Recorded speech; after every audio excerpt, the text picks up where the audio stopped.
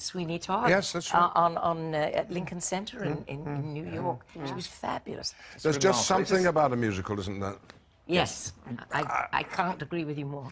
Yes. And I had a friend who was in Salad Days. Remember Salad Days? Yes. That was even before The Boyfriend. Julian... Slade. Slade, thank you. And Jimmy Cairncross was in that for 8 years or something, and I said, how on earth did you do it? He said, every night I came down from the dressing room and I heard that piano and those tunes and I was away. This is one of those remarkable actors' conversations. Isn't it? It's just watching you two. It's like a dressing room, isn't it? I'll tell you something, I don't know if it's here we true. go again. Is it true of a play? If you're fortunate enough to be in a long run, the first 3 months you're really learning your lines all over again. Yeah. The next 3 months of the first year, the next 3 months you're just enjoying it completely and finding nuances. The next 3 months, bringing you up to 9 months, you are listening to the orchestrations and finding things and all of that. And then the last 3 months is, well, you really have to keep remembering. Do you know, we've got loads of material planned here, but maybe Well, we sorry. should just chuck it out. Chuck it out. I think you should crack on, because this is lovely. It's like watching the one let me show. just finish off that, or respond to that, because I want to know if it's true of a long play. I think it is true. And, Yes. and the way round it is to treat each performance as if it's the first one you've ever done. Because, of course, it's the first one for the audience. Well, Let's talk about supercalifragilisticexpialidocious, because when you started with that, it wasn't actually in the book, was it? So how did it feel to be singing this, what must have been ridiculous? It was okay. It wasn't in the book, but the wonderful Sherman brothers, who wrote the music, came up with this wonderful kind of rum-ti-tum music hall song. And that was my background, was music hall for years and years and years. What your parents were on the halls? Yes, What did they do? So was I.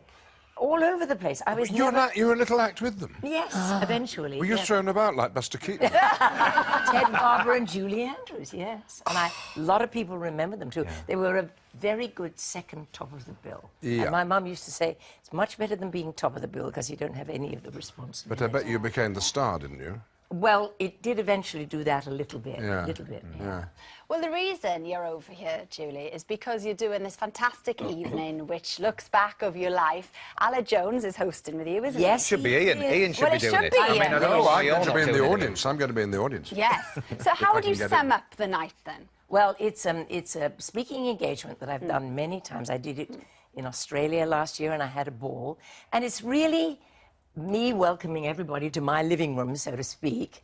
And it's clips, outtakes, funny stuff, montages of some of the films, lots of talk about the things that I'm passionate about and funny things that have happened along the way. And then Aled will join me in the second half, and then he really monitors all the questions and the answers that the audience submits, tons of questions. Right. And that's my favourite Sure they do, part. yeah. So you said you've sort of touched on this a few times then in your life. I've done it quite a number of times. Does it get easier as you get older to be more, open about your private life, or do you feel that you want to be more private as you get older? I think I want to be more private as I get older. What about you, Ian? The older I get, the less confidence I've got that there's anything in my life that's of interest to anybody. Really? My work's one thing, but what I do when I'm not working, no, I don't want to talk about No, I think it's... But you've got kids, you don't want people... No, I don't allow my kids, and right from the day they were born, I weren't allowed to be photographed or by any. There were a couple of accidents that happened, but mostly no, because it was too dangerous, Ian, You've got... No, I'm not. I don't have kids, no. Do you have nephews, nieces? Oh, yes. There you are. And their children. There's nothing like a good uncle. Yes, thank you. exactly. And they are going to love your new film, which is out of cinema tomorrow, isn't it? Yes, they will. It's the 7th instalment of the X-Men. It is. And in this one, it's quite complex until you see it, but basically Wolverine is sent back, isn't he? Back in time so that he can create a better future. So he puts And you're sort of a bad guy, aren't you? I do my best, but some people don't always approve of the way I do it. I see, okay. And when we go into the past, of course, it's not me playing Magneto, it's the wonderful Michael Fassbender. It is. Oof. Yes. Well, let's take a look, shall we? Oof, as she said.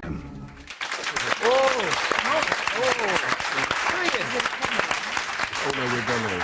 Okay. Yes. Well, just watching that there, and obviously in a lot of the films that you do, all these kind of sci-fi and special effects film, what is it like for you as a, you know, one of our finest theatre actors to suddenly be surrounded, well, you mentioned the green when you came in, but to be surrounded by these green screens and acting to fresh air? An awful lot of stuff talked about green screen, which is where, when we went back into the studio to do close-ups, that we might work against a green screen. But, you know, if you're on stage, that isn't a castle behind. No. It's not a real room. Well, it's just scenery, so we're quite used to... Yeah. What is fascinating is when we look at clips like that and then we play the beautiful scenes in Mary Poppins, where obviously you were having to do with... Ours was a yellow screen most of the time in those days, yeah. It was Disney's version of a green. Magic of Disney did the rest. Wonderful. Very lucky you're light, Yes, isn't it? but it was a great lesson because it's the first movie I ever made, and it taught me right away the patience that's needed, especially for special effects, don't you think? Absolutely, yeah. Yeah, because they take twice as long. And that must be one of the first films using animation and real people at the And same time. I think it was,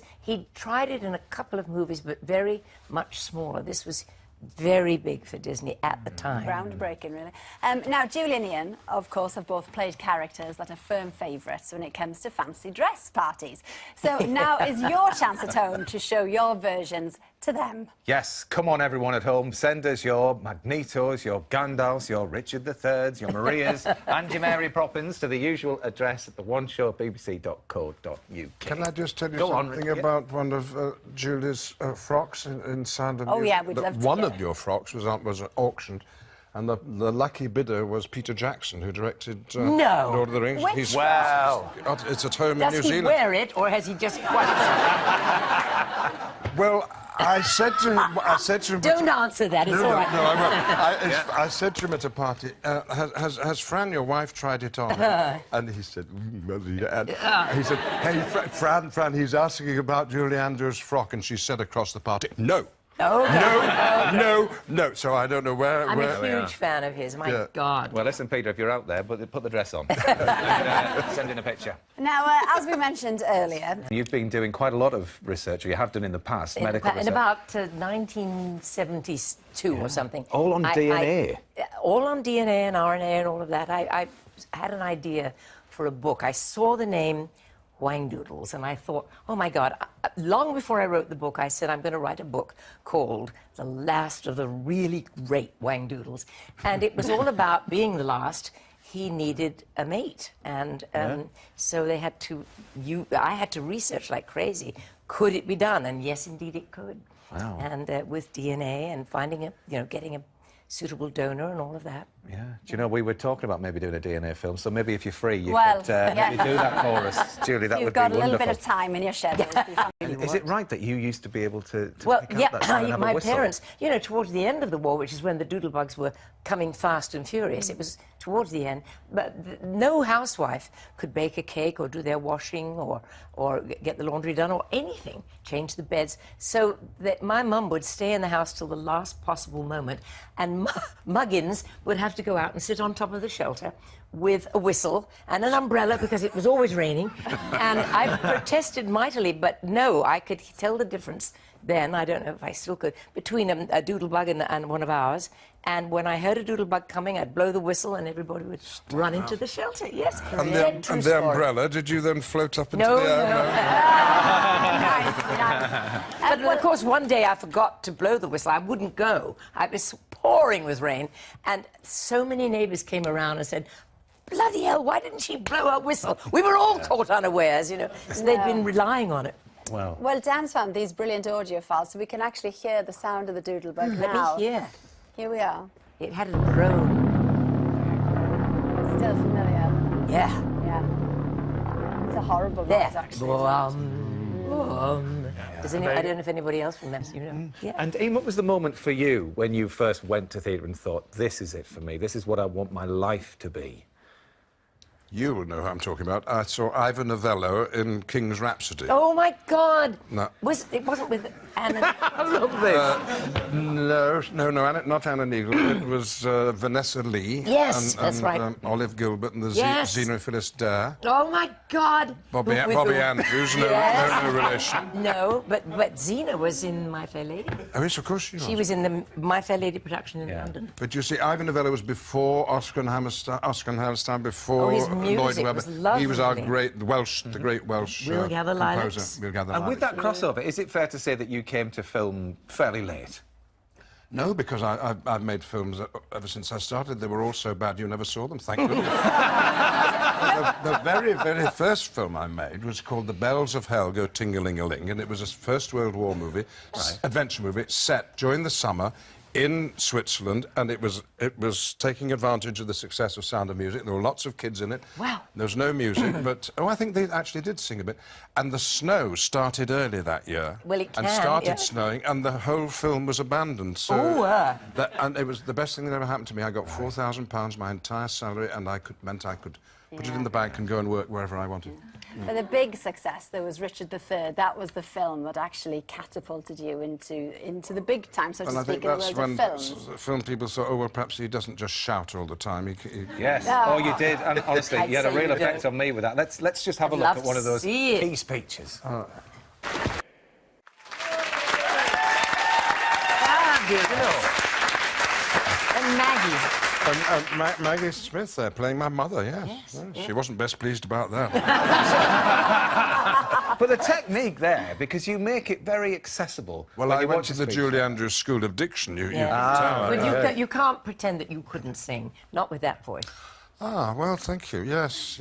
Well, all right. I'm going to take that as an encouragement. Let's do one together. But obviously, I mean, the difference, what you must have felt there, filming that scene, to doing that speech, you know, in front of a full auditorium. The Because obviously it's very best thing intimate. about that was that I'd played it so long on stage that when it came into the studio, all I had to concentrate on was not how to play it, but not what I was going to do with it, but what I was going to do with it in terms of it being cinema rather than theatre. Yeah. So it was a good way of doing a major part in a film for the first time. Wonderful, they're wonderful.